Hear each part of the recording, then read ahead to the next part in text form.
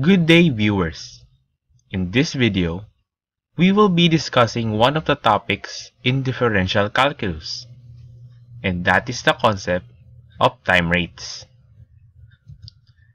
We will talk about the different topics concerning time rates, such as the definition of time rates, the steps in solving time rates, and after that we will try to solve some word problems involving time rates.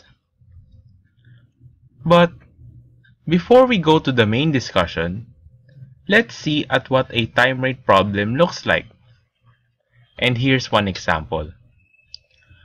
Water drains from a hemispherical basin of diameter 20 inches at rate of 3 cubic inches per second. How fast is the water level falling when the depth of water is 5 inches? At first, it seems the problem has no sense. That is because we don't know how to solve the rate of change yet. But after the discussion, you may be able to solve the given problem. First off, let's start with the definition of time rates.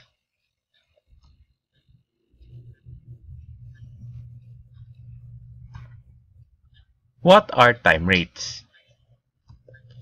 Time rates, also called the rate of change with respect to time, is the derivative of x over the derivative of t. It is when the value of a variable x is dependent on time t. As illustrated, the limit of delta x over delta t as delta t approaches 0 is equivalent to the derivative of x over the derivative of t. Suppose you have function in terms of time, which is f of t. So as t changes, f of t also changes. In a f of t versus time curve, suppose x is equal to f of t, the rate of change is the slope of tangent line, which is the limit of delta x over delta t as delta t approaches 0, which is equal to the derivative of x over the derivative of t. Basically, the concept of time rates is from the rate of change of a something. Getting the rate of change of a linear function is easy since it is only the slope between 2 points. But if the given function with respect to time has a graph with many curves, it is hard to find the slope of any given point. Unless you're using the rules of differentiation, we can get the slope of the tangent line of a given function of time at a certain point. Like most world problems in math, or any problem-solving activity for that matter, there are certain steps that should be or may be followed to easily solve the said problem. That is why in solving time rates, there are also steps that are needed to be followed. So what are the steps in solving time rates? First is to find the given information in the problem.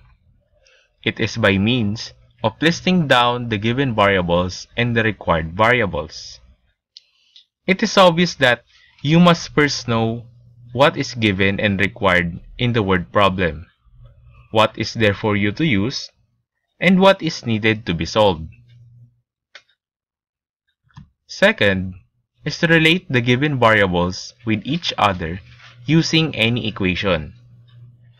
To solve the problem, you must find an equation that would relate all information, such as the given and required. This step is crucial for the next step to follow. Third is to differentiate the equation in step 2 with respect to t, which is time.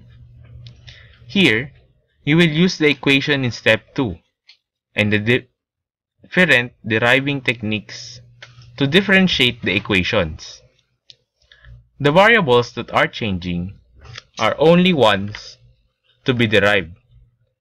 Variables that are constant are considered as coefficients and constant in the equation.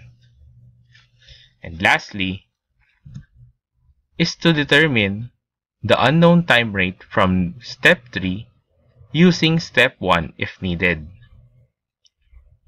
After this step, you have finally solved the word problem. After discussing the steps in solving time rates, let's have an example for application. At a certain instant, the dimension of a rectangular prism are 4, 5, and 6 feet, and they are each increasing respectively at a rate of 1, 2, and 3 feet per second.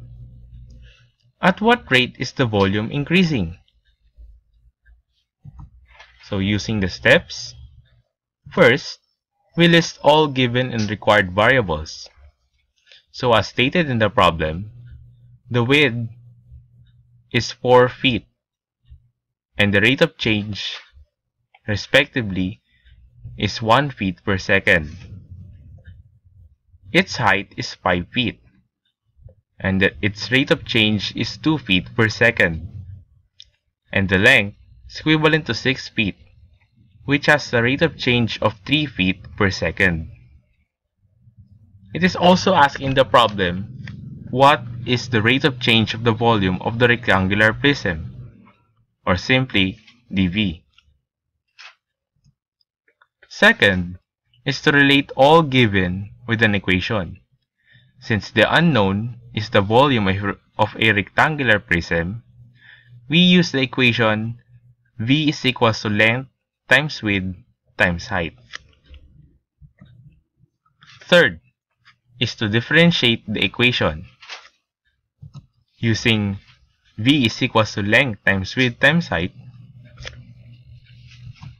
we derived it and have dV is equals to the derivative of length times width times height. Using product rule of differentiation,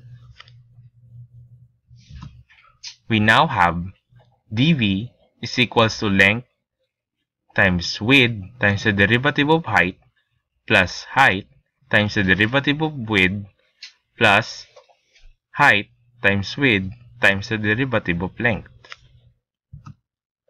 And to simplify, dV is equals to length times width times the derivative of height plus length times height times the derivative of width plus height times width times the derivative of length.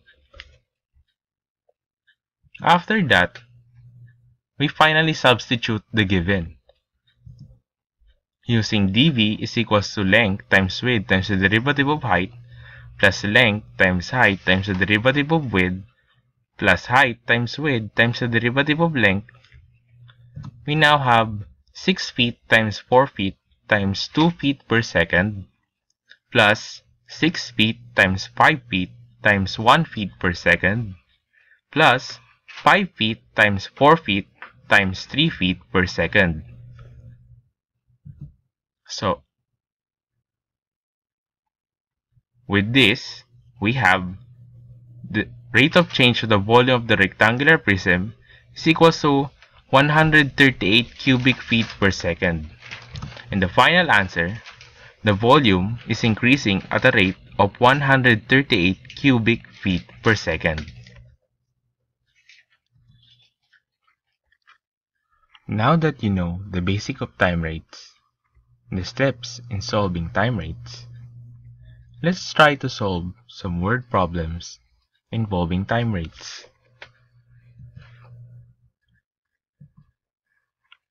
Problem number 1. If the radius of a circle increases at a rate of 0.01 inch per second, find the rate of the area when the radius is 8 inch long. We have our given the radius, which is 8 inch, the rate of change of the radius, which is 0.01 inch per second, and the required, which is the rate of change of the circle, of the area of the circle, which is dA.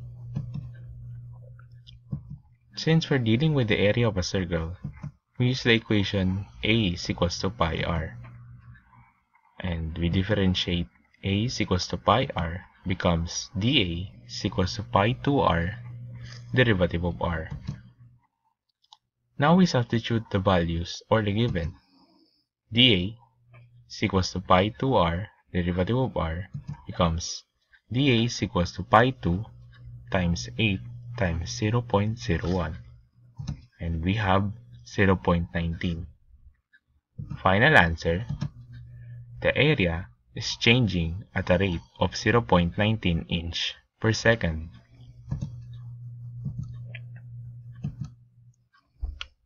Problem number 2. One leg of a right triangle is always 6 feet long, and the other leg is increasing at a rate of 2 feet per second. Find the rate of change of the hypotenuse when it is 10 feet long. So we have our given, the one leg, which is always 6 feet long, the hypotenuse, which is 10 feet, and the rate of change of the other leg, which is 2 feet per second. And we have our required, the rate of change of the hypotenuse. Since we're dealing with the right triangle, we use the Pythagorean theorem, C is equals to square root of a squared plus b squared. But before that, we solve for b.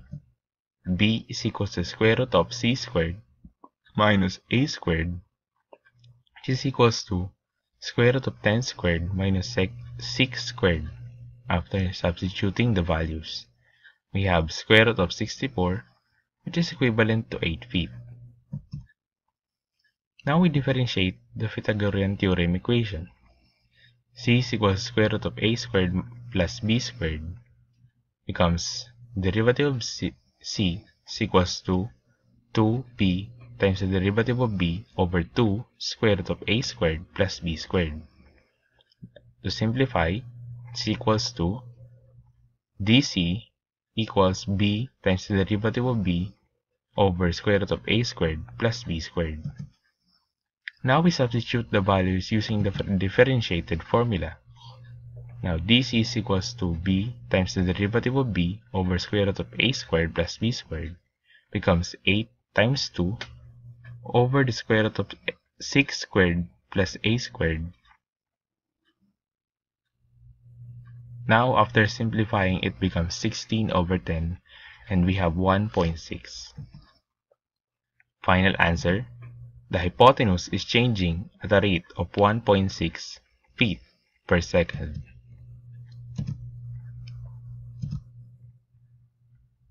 Problem number 3. The base of an isosceles triangle is 8 feet long. If the altitude is 6 feet long and is increasing 3 inches per minute, at what rate are the base angles changing? We have our given A is equals to 6 feet, which is the altitude, base of the isosceles triangle, which is 8 feet, and the rate of change of the altitude, which is 3 inches per minute. And we have our required, or the rate of base angles, the rate of change of the base angles, which is d theta. Since we're dealing with inches per minute, we have to convert the units of our base and altitude. So A is equals to 6 times 12 is equals to 72 inches. B is equals to 8 times 12 is equals to 96 inches. And we let C be half of B, which is 48 inches. So since we're dealing with base angles, we use the trigonometric functions.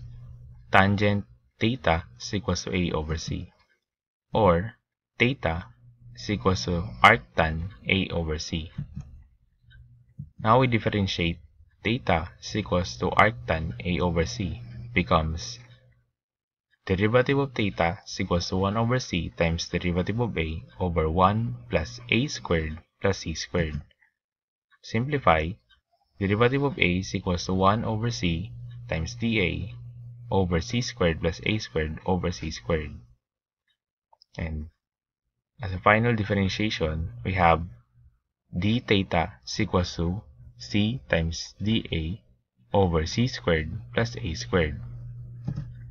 Now we substitute the values from the given to the differentiated formula. D theta is equals to c times the derivative of a over c squared plus a squared becomes 48 times 3 over 48 squared plus 72 squared. And we have 1 over 52. Final answer. The base angles are changing at a rate of 1 over 52 rad per minute.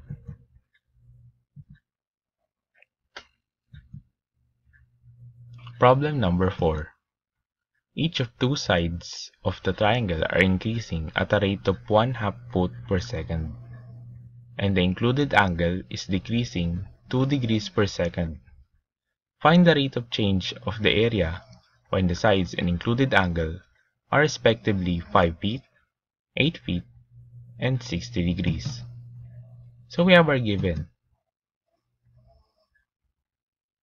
The first side is 5 feet, the second side is 8 feet, and the included angle is 60 degrees. We have also our rate of change, the first angle which is 1/2 feet per second, and the same as the second one which is 1/2 feet per second. And for the included angle, rate of change is equals to negative 2 degrees per second. What is required? This is the rate of change of the area of the triangle. We convert our units. Theta is equals to 60 degrees equals to pi over 3 rad, and negative 2 degrees per second is equals to negative pi over 90 rad per second. Since we're dealing with the area of a triangle, we use a is equals to 1/2 AB sine theta. Now we differentiate. Using product rule, a is equals to 1/2 AB sine theta becomes dA is equals to 1/2 times AB cosine theta plus A dB plus B dA sine theta.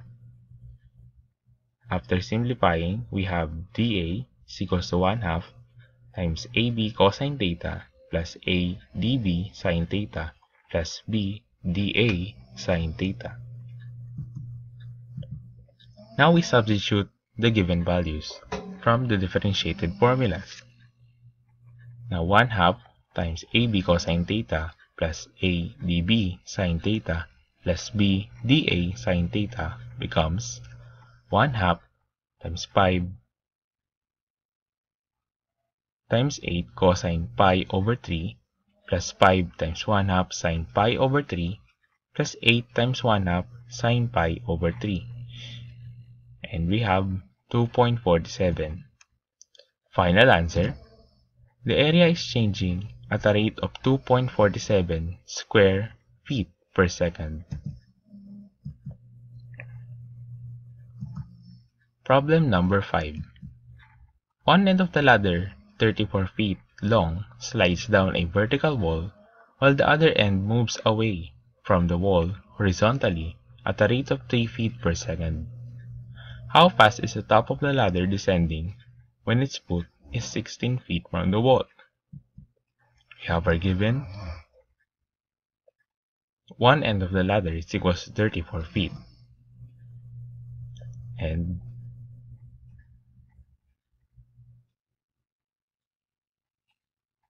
the end of the ladder, the other end of the ladder is equals to 16 feet. And the rate of change as the end of the ladder moves away from the wall is 3 feet per second. What is required? The other end of the ladder. The rate of change of the other end of the ladder. Now for our equation, the ladder forms a right triangle with a wall and a floor. So we use the Pythagorean theorem for symbols. y is equals to square root of L squared minus x squared. We solve for y. Y is equals to square root of L squared minus x squared. Substitute the values square root of 34 squared minus 16 squared. We have y is equals to 30. Now we differentiate. Y is equals to square root of L squared minus x squared becomes dy is equals to 2x times the derivative of x over 2 square root of L squared minus x squared. Simplify, dy is equals to x times the derivative of x over square root of L squared minus x squared. And after that, we have dy is equals to x times the derivative of x over y. Now we substitute the given values from differentiated formula. Dy is equals to x times the derivative of x over y. Derivative of y is equals to 16 times 3 over 30. And we have 1.6 feet per second. Since dy is decreasing, we have dy is equals to negative 1.6 feet per second. Final answer, the top of the ladder is descending at a rate of negative 1.6 feet per second. Problem number 6. Particle travels along the parabola y is equals to ax squared plus x plus b. At what point do its abscissa and ordinate change at the same rate?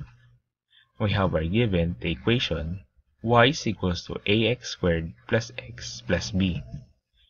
Now, our required is dy and dx.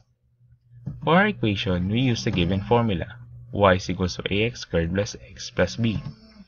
We differentiate this formula and becomes dy is equals to 2ax derivative of x plus dx. We substitute.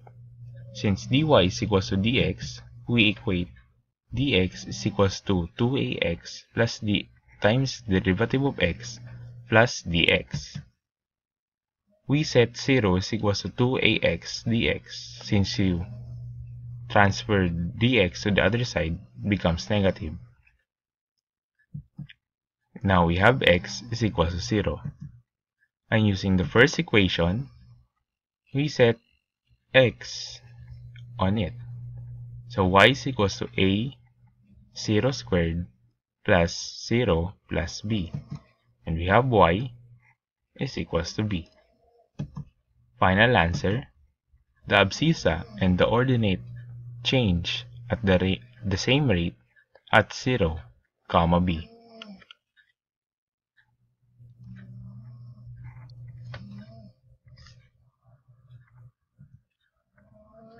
Back to the first problem.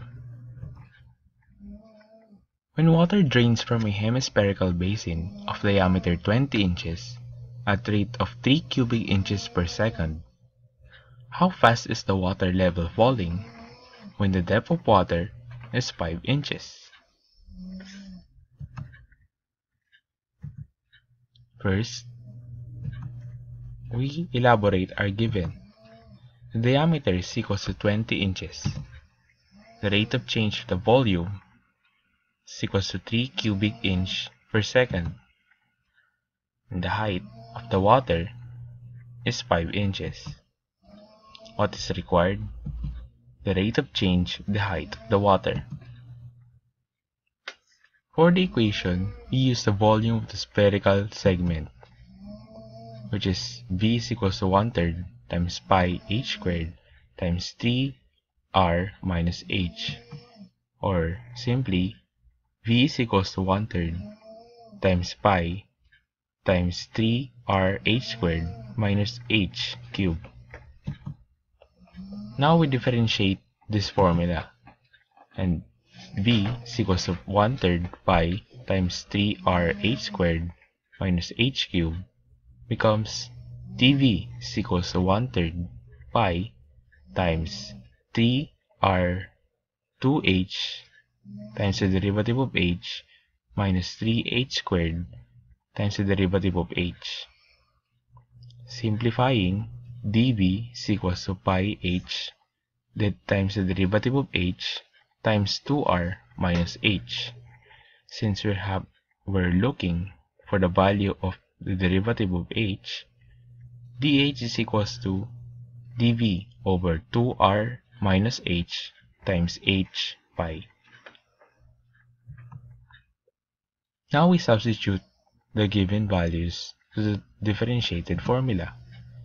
Now dh is equals to dv over 2r minus h times h pi becomes 3 over 2 times 10 minus 5 times 5 times pi. And dh becomes 1 over 25 pi. Since it is in per minutes, we multiply 1 over 25 pi by 60. Final answer: the water's depth is decreasing at a rate of 0.76 inch per minute.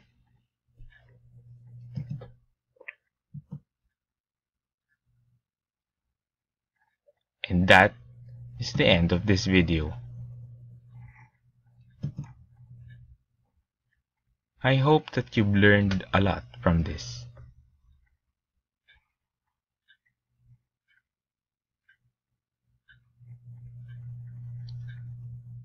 Thank you for watching.